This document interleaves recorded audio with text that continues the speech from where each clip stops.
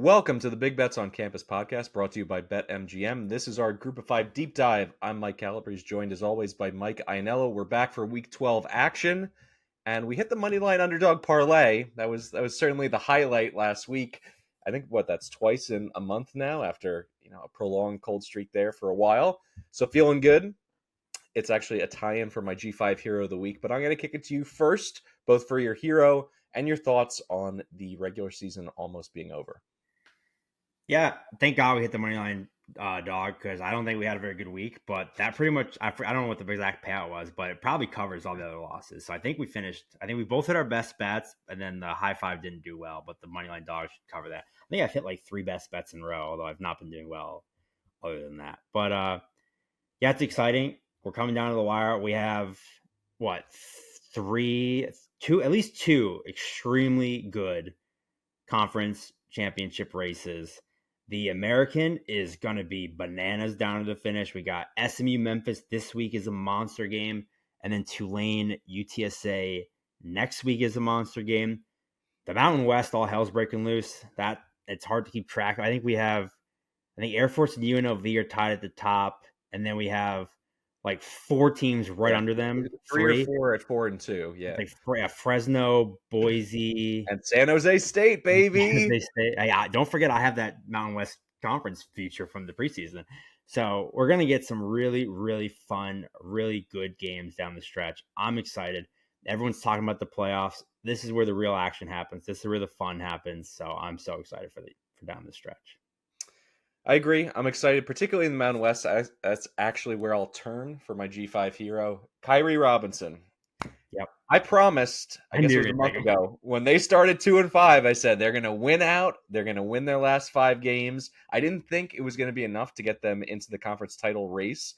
But at this point, it is, because that win over Fresno, they just absolutely dog-walked the Bulldogs, on Saturday. That puts them in a position to have the tiebreaker there. Boise's fallen apart. They're 5-5 overall. They just fired their head coach. They're in free fall. So now with UNLV and Air Force playing each other on Saturday, if San Jose State wins out, I'll have to look at, some of the advanced metrics or, basically consult with our own Evan Abrams to be able to get a percentage odds. I feel like it's north of 80% if they win out that they're going to go to the conference title game. So Kyrie Robinson, my G5 hero for week 11, 3 straight wins, and he goes ahead and puts him on his back again. 19 carries, 200 yards, 2 TDs, and he's second nationally in rushing touchdowns now with 15. And as is, my tradition when it comes to the G5 heroes, I like to go to their roster page, their profile, their bio. His favorite actor, Denzel Washington. And I'd like to throw out a Denzel Washington quote here when it comes to gambling on college football. This shit is chess. It ain't checkers. From Training Day, because sometimes you got to back teams with losing records who are kind of hiding in the weeds. That was the Spartans for me. I love you, Kyrie. I love you, Denzel. My G5 hero of the week. Yeah, hopefully everybody else has the that 15-1 that I recommended preseason, and we can have a little sweat with them. For my G5 hero of the week, you're going with the team that's been on a hot streak. I'm going with the opposite end of the spectrum. I'm going with Kavian Gaither, Sam Houston linebacker, who came up with the clutch pick 6 of our boy Hank Bachmeier. 2 minutes left. Louisiana Tech driving to tie the game or possibly win the game.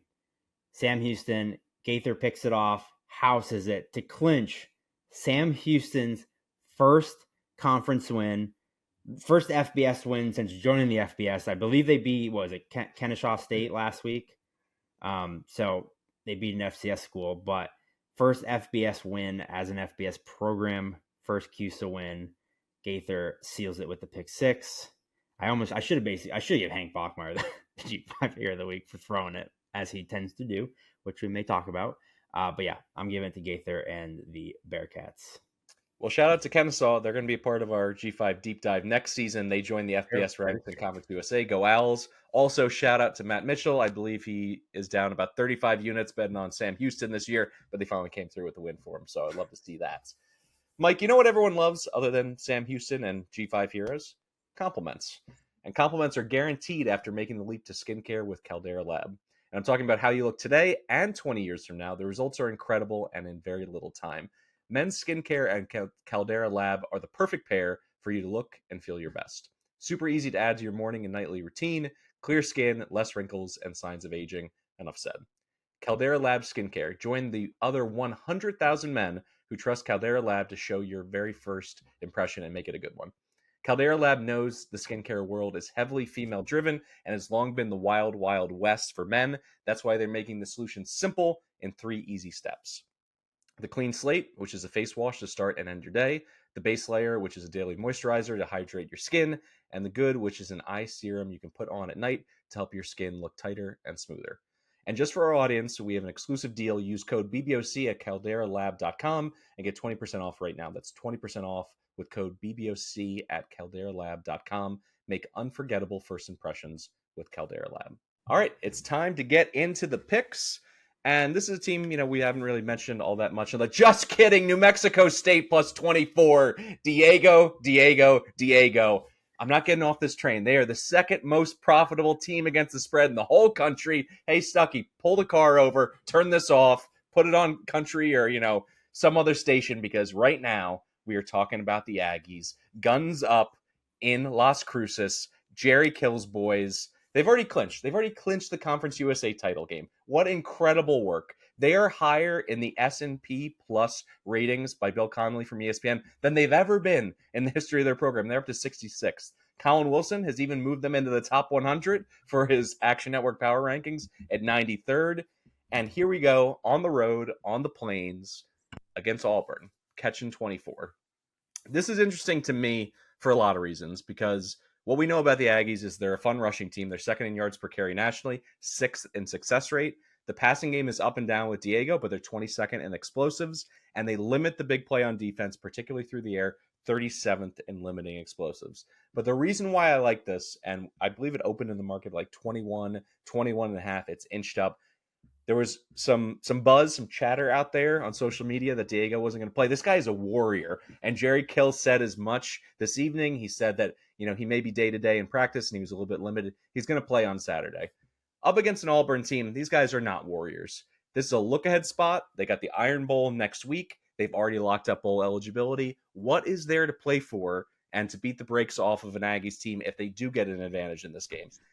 And the other part of it is, why are we pumping up Auburn? They played Mississippi State, Vandy, and Arkansas in the last 3. Ooh, what a murderer's row there in the SEC. So the fact is, this team is middling. In my power ratings, I don't even have them in the top 40. So I look at New Mexico State surging at this point, playing as well as any Aggie team has in history. And the bottom line is, I'm a Diego guy. There's been a Pavia podcast from day one. He's a dual threat. What have dual threats done against Auburn? Jaden Daniels, 93 rushing yards. Jackson Dart, 44 rushing yards and 2 TDs. Diego's going to be able to move the sticks and extend a few drives with his legs. I think they get to 20, maybe 24 points in this game. I don't see Auburn dropping a 50-point nugget on this Aggies defense that makes you earn it. You got to go 6, 7, 8, 9, 10 plays down the field to score touchdowns on them. I think additionally, Auburn's going to keep things a little bit vanilla, try to save some of their best stuff for the Iron Bowl. Those are my thoughts. I know you're with me on New Mexico State. What do you think here? Look, at the end of the day, we're all human. And it's impossible, no matter how much, modeling and numbers and mathematics you use, it's impossible to take human biases out of anything, really. But gambling, opinions, college sports, any sports, really. Everyone has biases for or against Stuckey teams and players. We admit it. We love New Mexico State. We would go to war with them. You mentioned it. Pavia is a warrior. Jerry Kill's on the sidelines in full camo, like he's going into NAM every week. And guess what? Me and Breeze are in the foxhole with him. And I'll be in the foxhole with him until the day we die. What'd you say, 24 and a half? It's too many points for two teams who basically only run the ball anyway. You mentioned it. Auburn has nothing to play for. No reason to run it up. Auburn can't pass. They just can't at all. So we know they're going to run the ball.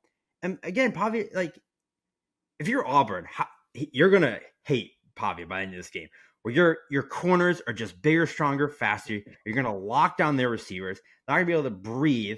You're going to have 4 ginormous defensive linemen that are bull rushing their offensive line. And Pavia's going to skirt through and run for a 6-yard first down. And you got to line up and play 3 more snaps. And you're going to be like, God damn it, I hate this little guy. He does it every time, and he's the best. He's just going to find enough ways to make plays, and Auburn is not going to have any necessity or any reason to beat them by 30. Bias aside, we're going to war again. This is a little Russian nesting doll of New Mexico State bets. Inside of this best bet is a look-ahead line that is now on the market because they've already locked in that Conference USA title game meeting with Liberty. Jamie Chadwell, he's on Twitter, he's on X, he's feeling good about himself. Hey, I'm looking forward to the game. Forgets that the little location bar is at the bottom, located in Starkville, Mississippi, because they want him as the new head coach. I couldn't think of a better script to play out for New Mexico State to come in as a plus 450 money line dog to win a conference championship game than Liberty being, without a head coach in a game like that, or with the cloud of will he or won't he, is he staying, is he going? I love that dynamic. So I've already hopped in. I'm hitting that right now. And I'll tell you this, if they give Auburn a 4-quarter battle and lose by, let's say, 2 scores, this number is not going to be plus 450, come Sunday morning. So go ahead on that look ahead line and grab New Mexico State. If you're watching on YouTube, look at our faces. If you're listening, listen to the sound of our voice. Who sounds like they're having more fun? The people in the Ponzi scheme or the people calling them a Ponzi scheme and losing all their money calling them a Ponzi scheme? Because the Ponzi scheme is swimming in cash. A reminder that our podcast is brought to you by BetMGM. Use bonus code ACTION when signing up to get a $1,500 paid back in bonus bets situation if your first bet loses. For new users in Arizona, Colorado, Illinois, Indiana, Iowa, Kentucky, Louisiana, Maryland, Massachusetts, Michigan, New Jersey, Ohio, Pennsylvania, Tennessee, Virginia, West Virginia, and Wyoming. Terms and conditions apply. Must be 21 or older. Gambling problem? Call 1-800-GAMBLER. All right, Mike, what is your best bet here in Week 12? For my best bet, I'm staying in Conference USA as well. I'm taking Jacksonville State, minus 8.5 against La Tech. Obviously James Madison has the biggest gripe because they are the best team in the country, and they're the ones getting all the attention. Jacksonville State would have a pretty good shot to make the conference title themselves. Granted, they're going to lose next week to Diego, but if they were eligible, they'd be right in that mix. Rich Rod's team is 7-3. They're 5-1 in conference play. The Gamecocks' only losses this year are to Coastal Carolina, Liberty, and South Carolina. They're also just crushing everybody else.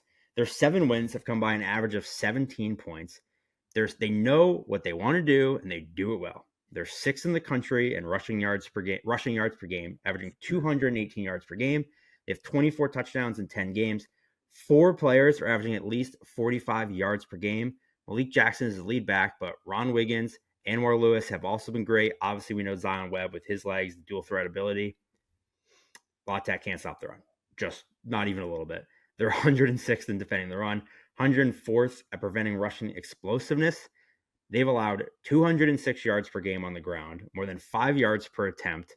In the last 2 games, they've allowed 8 rushing touchdowns and 450 rushing yards.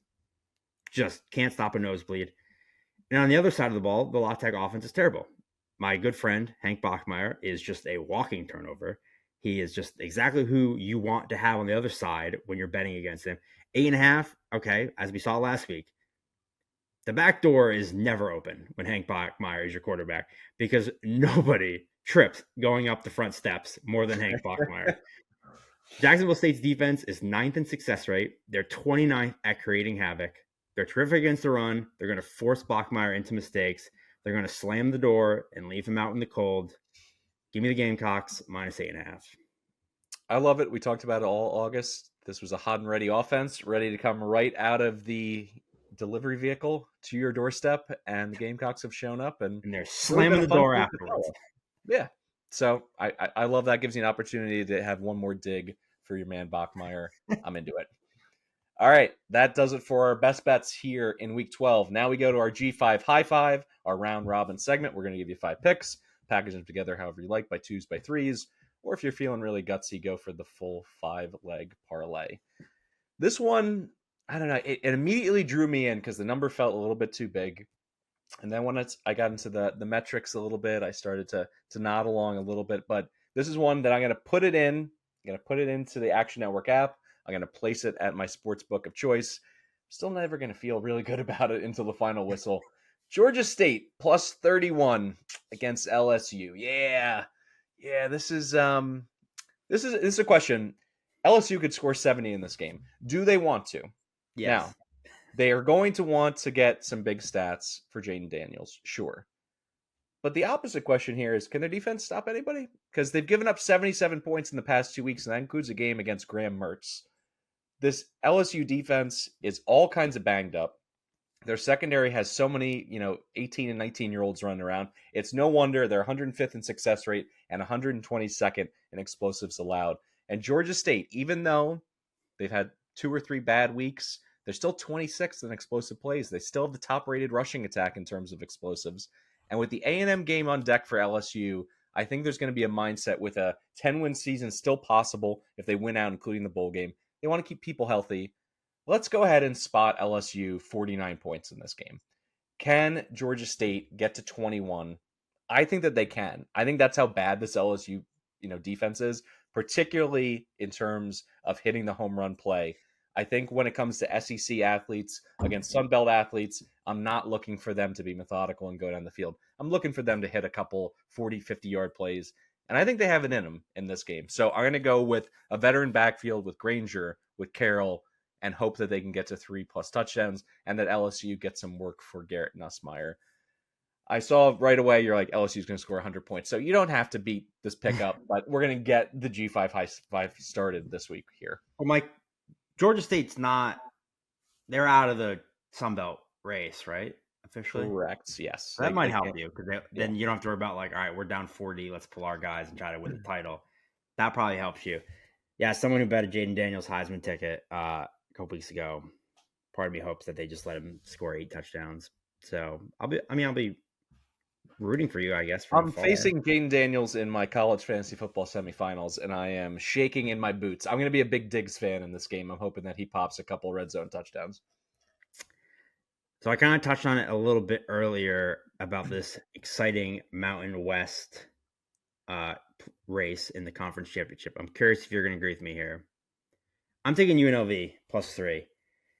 I don't know what's wrong with Air Force, but they just don't look the same. The planes have been grounded. They've scored 16 points in the last 2 games against Army and Hawaii. Okay, Army you could chalk up to. The Hawaii game was troubling. Absolutely. That repositioned how I thought of Air Force.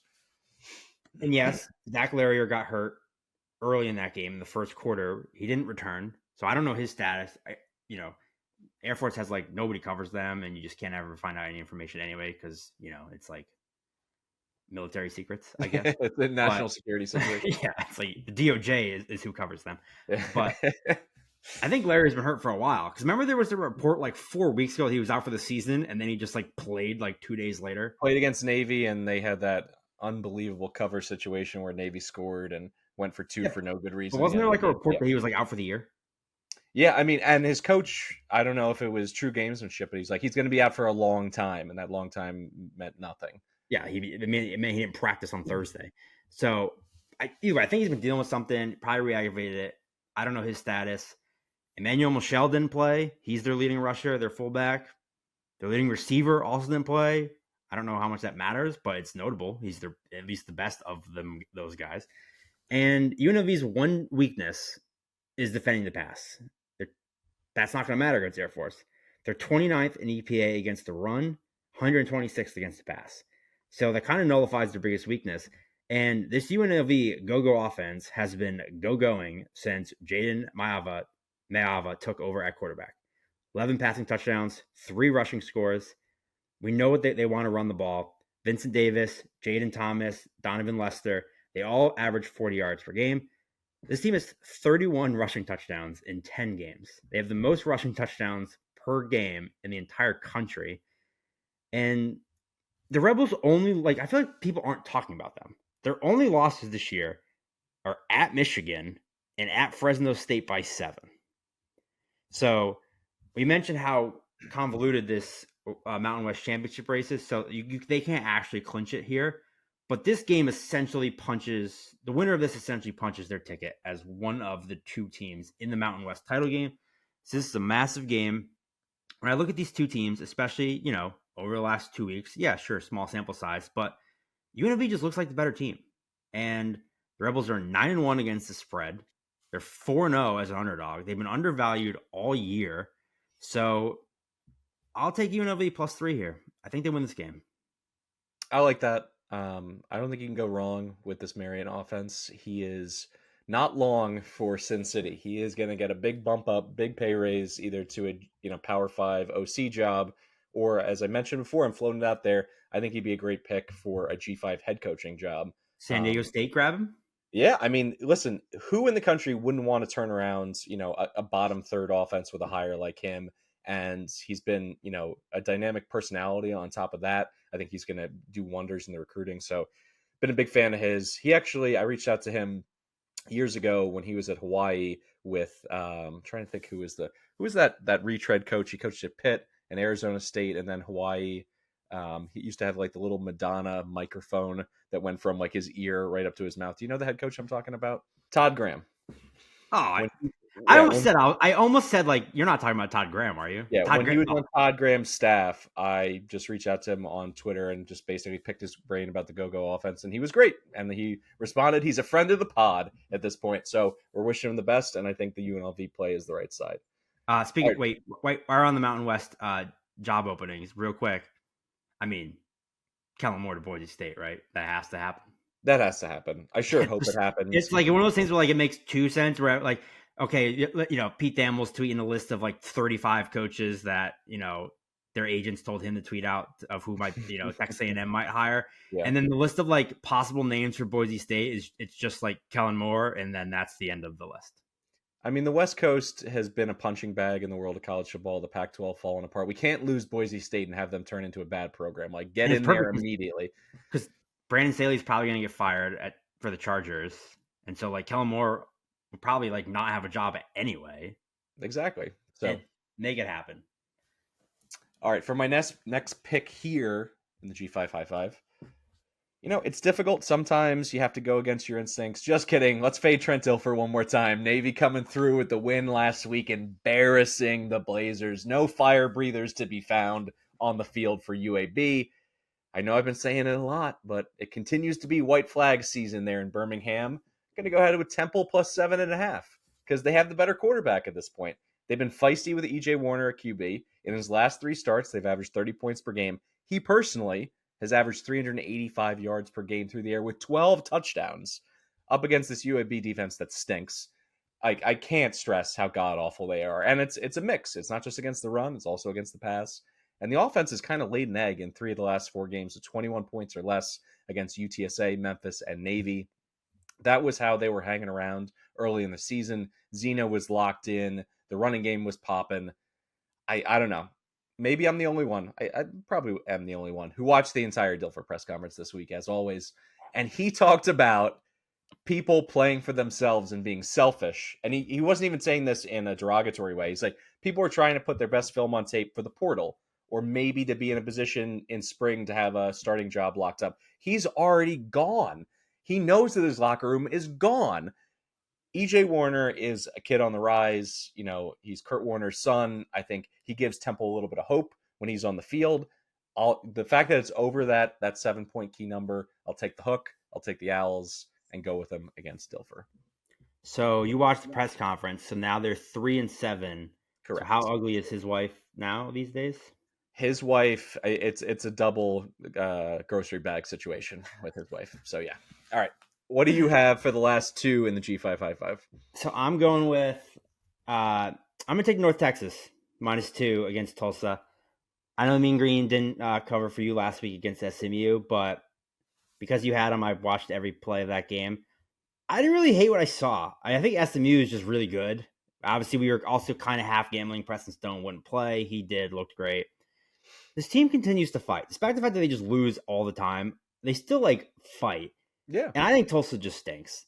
They hung with Tulane last week, but I think that was more about the Green Wave. They've been kind of playing with their food all season. They really haven't looked that great. We could have some AAC conversation about, I think SMU's kind of pulling away there. There's just flaws with Tulane. There's flaws with UTSA.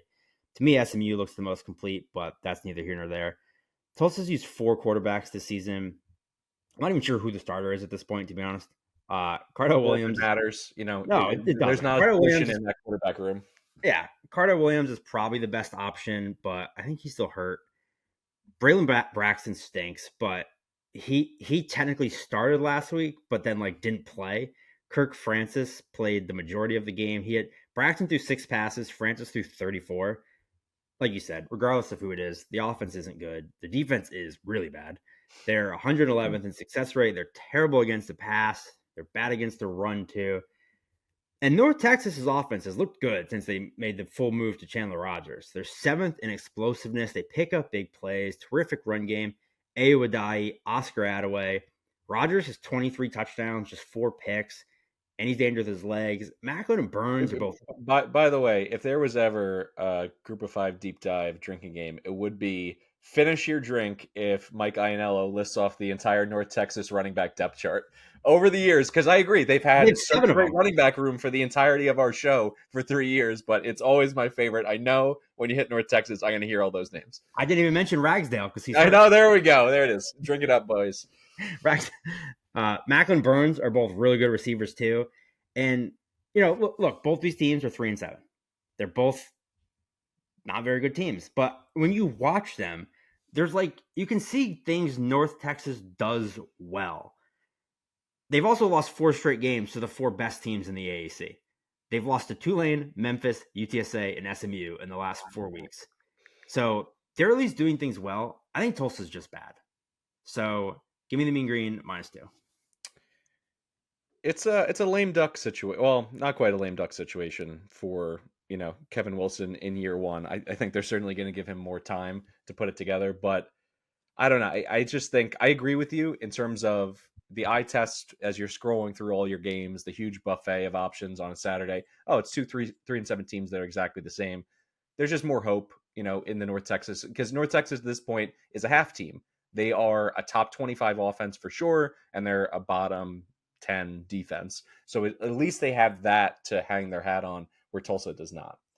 All right, let's turn to something that we've been, kind of getting accustomed to hitting, and it's our money. I got one more pick. Oh, sorry. I apologize. You got back to back. Let's hit it up. Well, I know a couple weeks ago we both turned heel and picked Power 5 schools, so I'm very happy. Between you got Georgia State and New Mexico State. Give me Southern Miss plus 14.5 against Mississippi State. I'm going to be honest, I really wish this wasn't Southern Miss because they've looked awful this year. But this is a really good spot, I think, to fade Mississippi State, who I think there's a good chance they're completely checked out. When you look at the spot, this is a roster that is full of players who committed to play for Mike Leach, a cartoon character personality who runs this exciting air raid offense. And then their coach tragically dies in the middle of the season. And then they end up playing for a 37-year-old defensive coordinator who was wildly underqualified to get the head coaching job to begin with, but they wanted the stability, who takes over and completely changes the entire offense. The entire scheme that you committed to play for is now gone. Now they want to be like a run first, tough, it's just not what any of these players signed up for. So their team sucks. They've lost 6 of their last 8. Zach Arnett gets fired. The offense is terrible. The defense doesn't look good either for the defensive coordinator. I bet you every single kid on that team is thinking about transferring and trying to think about their options. And the ones who aren't are probably because their, lifelong dream was to play for Mississippi State. They grew up Bulldog fans, which means they're thinking about the Egg Bowl in 5 days because they grew up probably rooting, watching that game. I don't think anyone here is thinking about Southern Miss. They're thinking about either 5 days from now or where they're playing next year. And this is Southern Miss's Super Bowl. Their offense has been playing better over the last 3 games. They're averaging 475 yards and 32 points in the last 3 games. So they've kind of looked like they figured it out. And by figured out, I mean Frank Gore Jr. is back in his bag. He's averaging 180 yards in the last 3 games with 6 total touchdowns over the last 3 games. And the defense has issues, like I said, but the Bulldog offense stinks. And I really think that their offense is probably just totally checked out at this point. They only beat Western Michigan by 13. And that was before 3 straight losses and a fired head coach. So where is the mental, aspect right here with the Bulldogs? Again, I kind of wish it was any other team than Southern Miss. But I think 14.5 is too many points. against the Bulldog team that isn't very good and is probably totally checked out. Well, that's two picks, the Georgia State one and the Southern Miss one, where I think these are the right sides. It doesn't feel good. It almost feels like betting the NFL, where it's like, am I really going to take like the Arizona Cardinals plus 11 points or something? Like, doesn't feel good. Hopefully, we got to ride with our guys. We got to ride with our guys. And we haven't not had many opportunities outside of the first couple of weeks to ride with Southern Miss, so it's nice to get them back. No one's tuning in to the G5, the Group of 5 deep dive to bet on the SEC. You're tuning in to bet on Sunbelt teams against the SEC. Now, I got a flag for a false start trying to get to the moneyline underdog parlay early. I was champing at the bit because we've been hitting it. I think that's twice in a month. So I'm going to get started. Utah State moneyline at home plus 140 against a Boise team that just fired their head coach. They've quit. They got players transferring out. Madsen is banged up at quarterback. So will he play? Will he not play? Is it Tylen Green? And he's so ineffective as a passer. Utah State, hand up. We talked about New Mexico State being this gambling darling and how we were right and, pounding our chest. We were so wrong about Utah State. We viewed this as one of potentially a bottoming out G5 situation. They have been secretly good the whole year. You look at their losses. So they're 5-5 on the year. They got a 10-point loss to Iowa in which they scored 14 points. That's a major accomplishment against that Iowa defense. They lost to James Madison, the best team in the entire country, by 7 points. They lost to Fresno by 5 points. And this offense is absolutely cooking. 73 points in the last 2 weeks, an explosive passing game, 16th in explosive plays. Cooper Lega is not somebody that we get all that jazzed up about, but he's done enough because his receiving core is electric. Royals, Vaughns, now Micah Davis, all of them together, I think you can make a solid argument that they're the best receiving core in the Mountain West Conference, and you can kill Boise through the air. They're 109th in explosives allowed. This is a rare situation for a very proud Boise State program that I think they're going to lay down in this one. I think Utah State wants it more. I think they've been on the cusp for much of this season to kind of having, a 7 or 8 win campaign as opposed to potentially getting to 7 if they win these last 2. So I'm going to go with them. I think they actually should be favored in this game, the way that they're playing and the trajectory of the Broncos team. And no word on Ashton Genty. He's the guy. He's the one who makes this Boise team special. He hasn't played, since he had a lower body injury 2 weeks ago. I don't see him playing here. So I'll go with the Aggies. Yeah, last I looked, Genty's back at practice. But you mentioned, Madsen likely being the starter, and they've kind of transitioned away from Green to him because he's a better passer. Well, look at this wide receiver room. Look at their 3 best receivers. Stephen Cobbs, out for the season. Latrell Caples, out for the season. Eric McAllister already announced he's entering the transfer portal. He's gone. So who's Madsen throwing to? You better hope, if you're a Boise fan, you better hope Genty plays, because at this point I would just go to Green and go back to last year's offense. Maybe they will now they fired Avalos, but yeah, I don't hate it at all. I couldn't decide on mine. I keep going back and forth. It wasn't really any I loved, so I have 2 that I like, and I can't decide which one. So I'm going to do a little our first ever choose your own adventure. Exciting. And let you pick. Do you want to go with a buy on a bad team that's starting to play better and has a good defense, or a fade of a good offense that's starting to wear down? I think I like the second one because I do think you see this a little bit more in college football where there's different factors. There's the physically getting worn down where you have some players banged up. Also, I don't know if weather plays a factor. Sometimes these like pass happy teams play. It's more of a figuring out an unknown. Well, help me figure out that unknown because that was pretty cryptic. You're not going to like it. I can tell you that much. You picked the wrong one for you. Okay, let's hear it. Butch better have my money. Give me Arkansas State plus 150 against your beloved Bobs. I think teams are starting to figure out this Texas State offense. They've lost. Mainly Joey Hobart was a surprise scratch, and that killed my over against Coastal because he's the best wide receiver they got. So yeah, Butch, don't kill my vibe. I'm ready. You know what? My body, my mind, we're ready. Let's get in with Arkansas State. I haven't bet them in, man, it has been so many years. I'm trying to remember some of their dual threat quarterbacks from way back in the day. I think that was actually Anderson as the head coach mentioning Utah State. Yeah. I'll look it up as you chatted up. It's been a minute since I bet on Arkansas State. Yeah, this GJ Kinney offense came out humming, but they've lost 3 of their last 5. They barely beat ULM. The offense just has not looked dominant. Did you watch last week against Coastal because you had the over? Because I'll be honest, I didn't watch it. I was looking at the box score. TJ Finley had 11 pass attempts, and Malik Hornsby had 8. Did Finley get hurt? Like, what happened there? Yeah, it was just weird in terms of play calling. It was kind of like Because Hornsby wasn't playing at all in the beginning of the year. Like Finley was like the guy, and he was dominant. Like, what are they now playing both, or did Finley get hurt? I mean, this was one of those where I had it on mute, the third or fourth screen situation, so I'll have to go back in and look. It is worth noting. I searched on Twitter. I couldn't find anything that said he was hurt. When you search TJ Finley hurt, you just get 40 tweets saying, "Is TJ Finley hurt?" And nobody actually said. So it was not helpful. But I think Arkansas State has just looked much better since they switched to freshman Jalen Rayner at quarterback. He's got 14 touchdowns, just 5 picks. He's averaging 9.2 yards per attempt. Arkansas State is 23rd in the country in explosiveness, and Texas State allows a ton of big plays. So for a moneyline dog, that's kind of what I'm looking for, is an explosive team that I think could break a couple huge plays and still win over a Texas State team that I don't think is as good as they were early in the year. I think teams are starting to figure out this offense. Like, it was so different from what they were last year that I think it caught people off guard. And I just think they're starting to figure it out. So Butch better have my money, plus 150.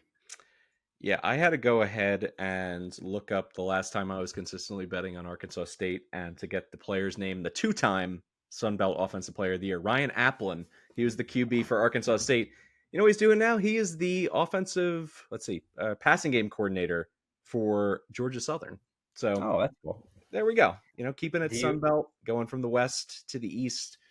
But yeah, it's been a minute. I'm ready. You talked me into it. Texas State without Joey Hobart is just not as explosive. They've had these down games. Let's find out what's going on with TJ Finley. Certainly, if he's banged up or limited, or it's Hornsby, I think this is definitely a play on for Arkansas State because they finally have a quarterback, as you laid out. Perfect. Well, while we quickly transition into that, perfect segue into the cutting room floor, because the other one was Charlotte plus 115 against Rice. Ooh. So I don't know if do you feel bad about the decision you made now that you know which door? I think they've started to look better under Biff Poggi, and JT Daniels didn't play last week. He's in concussion protocol. We've kind of seen it with Daniels before, where I feel like when he gets hurt, he ends up being questionable way longer than you think. And I'll be honest, I'll be shocked if JT Daniels plays again this year, because I feel like that's kind of what he does. He gets hurt and then he just is out for a ton. The running back didn't play last week. He's not Ottaviano is out this week. Bloomgren already said that. So I just think the Charlotte team's kind of starting to play better. Chester Ivy's been their quarterback the last 2 weeks. He's a better although he did throw 4 picks against Memphis. But they just took Memphis to overtime. This is another one I think Rice is really fading. Charlotte's got a good defense. That was my other pick. And then the one other one I considered, Troy minus 16 against Louisiana. I think Troy's starting to get into that just crush everybody mode. So it's a big number. It's probably bigger than it should be, but they're kind of in a just stomp everyone on the way to the conference title again. So yeah, without Chris, Louisiana doesn't have anything that excites me. I like that kid a lot. I hope that he's comes back from injury and can be really good next year. Yeah, when it comes to Charlotte, I'm going to pull for him because I want some momentum into the offseason so Biff can hit the recruiting trail and the portal, so that next year we can really front load the entire season in the August preview season with lots of Back to the Future 2 Biff with the Gray's Almanac kind of references. So I'm hoping that they can become the New Mexico State, the gambling darling for next year, but they do not have the horses at this point. So you're happy with the choice? I'm happy with the choice. If you had told me, a month ago that we'd be closing down the season just about, and I'd be ready to hop in the gambling wagon with Butch Jones, I would have said you're crazy. But you know what? That's the thing about it. Like I said at the top, Denzel put it, plainly. The shit is chess. It ain't checkers. Sometimes you got to think ahead 3-dimensionally. Just be a move ahead of your opponent, and sometimes that means swapping out teams that you're fading that you're all of a sudden tailing. So I'm into it. All right. That's it for me and Mike Iannello. This has been the Group of 5 Deep Dive under the BBOC banner presented by BetMGM. A reminder for all of the content that we are pushing out. Not only do we have the recap show, we also have the BCS, then our show on Wednesdays, then Thursdays we have the full FBS card from Colin and Stuck. Saturday, BBOC live with Brett McMurphy, Stuck, and Colin Wilson. I parachute in for G5 pick of the week as well. And on Fridays, just an exclusive on YouTube, Tim Kalinowski and I do college football player props, hoping to close the season at 60%. We're flirting with that number, so hopefully we can get some winners on the board down the stretch. All right, that's it for us. As a reminder, 5-star reviews are incredibly helpful, and I love to hand out a free $10 parlay to our favorite 5-star review, so make sure to do that. Hit us up on iTunes, on Apple, on all the different podcast services where you're allowed to drop reviews in, as well as YouTube. Liking, subscribing, commenting, it's all incredibly helpful. Thanks so much for listening, guys. We'll catch you on Saturday over on Twitter. Happy to cut it up with you. All right, take care.